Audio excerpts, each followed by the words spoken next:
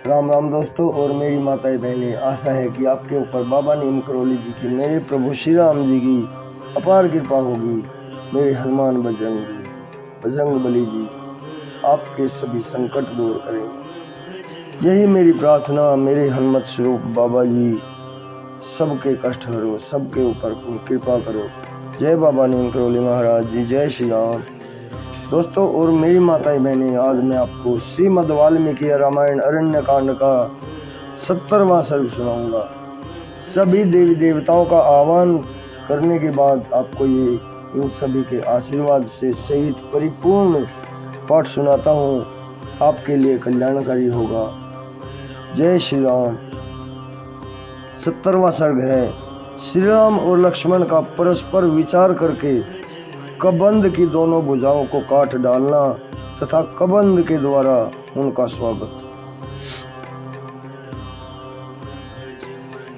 अपने बहुपाश से घिरकर वहां खड़े हुए उन दोनों भाई श्री राम और लक्ष्मण की ओर देखकर कबंध ने कहा, अक्षत्रिय शिरोमणि राजकुमारों, मुझे भूख से पीड़ित देखकर भी खड़े क्यों हो?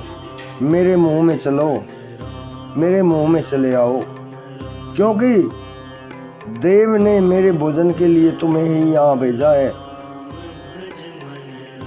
इसलिए तुम दोनों की बुद्धि मारी गई है।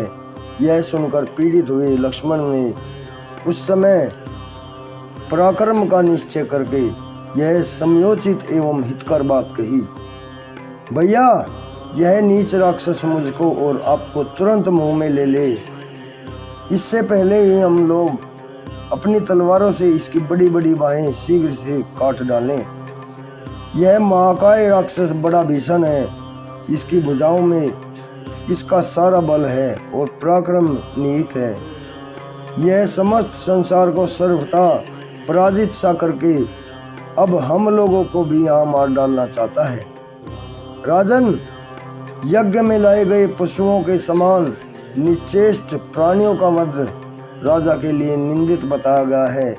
इसलिए हमें इसके प्राण नहीं लेने चाहिए, केवल भुजाओं का ही उच्छेद कर देना चाहिए।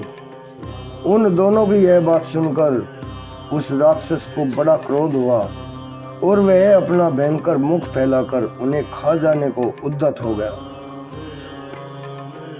इतने में ही देश काल अवसर का ज्ञान रखने वाले उन दोनों रघुवंशी राजकुमारों ने अत्यंत हर्ष में भरकर तलवारों से ही उनकी कबंध की दोनों भुजाएं कंधों से काट गिराई। भगवान श्री राम उसके दाहिने भाग में खड़े थे और उन्होंने अपनी तलवार से उसकी बाह बिना किसी रुकावट के वेग पूर्वक काट डाली। वाम भाग में खड़े वीर लक्ष्मण ने उसकी बाएं भुजा को तलवार से उड़ा दिया। भुजाएं कट जाने पर वह महाबाहु राक्षस मेघ के समान गंभीर गर्जना करके पृथ्वी पर, आकाश तथा दिशाओं को गुंजाता हुआ धरती पर गिर पड़ा। अपनी भुजाओं को कटी हुई देख खून से लथपथ उस दानव ने दीन वाणी में पूछा, वीरों, तुम दोनों कौन हो?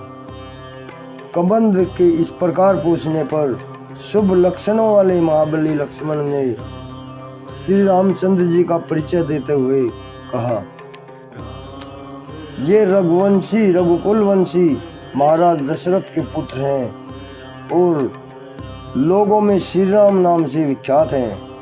मुझे इन्हीं का छोटा भाई समझो। मेरा नाम लक्ष्मण है। माता केकई के द्वारा जब इनका राज्याभिषेक रोक दिया गया, तब ये पिताजी की आज्ञा से वन में चले आए और मेरे तथा अपनी पत्नी के साथ इस विशाल वन में विचरण करने लगे। इस निर्जन वन में रहते हुए इन देवतुल्य प्रभावशाली रघुनाथ जी की इनकी पत्नी का किसी राक्षस ने हरण कर लिया है। उन्हीं का पता लगाने की इच्छा से हम लोग यहाँ आए हैं। तुम कौन हो और कबंध के नाम से तुम कौन हो और कबंध के समान रूप धारण करके यहाँ इस वन में क्यों पड़े हो? छाती के नीचे चमकता हुआ मुंह और ठोड़ी टूटी हुई जंगा पिंडली लिए तुम किस कारण इधर उधर लुढ़कते फिरते हो? लक्ष्मण के ऐसा कहने पर कबंध को इंद्र की कही हुई वह बात याद आ गई। अतः उसने बड़ी प्रसन्नता के साथ लक्ष्मण को उनकी बात का उत्तर दिया। पुरुष सिंह वीरों, आप दोनों का स्वागत है। बड़े भाग्य से मुझे आप लोगों का दर्शन मिला। ये मेरी दोनों भुजाएं मेरे लिए भारी बंधन थी। सौभाग्य की बात है कि आप लोगों ने इन्हें काट डाला। नरश्रेष्ठ श्री राम, मुझे जो ऐसा कुरूप रूप प्राप्त हुआ है, यह मेरा ही उद्दंडता का फल है। यह सब कैसे हुआ, वह प्रसंग आपको मैं ठीक ठीक बताता हूँ, आप मुझसे सुने।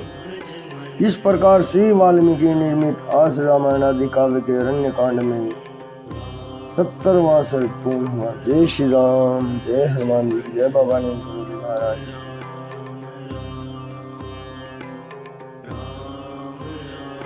दोस्तों, और 70वां सर्ग संपूर्ण हुआ है। कल मैं आपको 71वां सर्ग सुनाऊंगा। कबंध की आत्मकथा।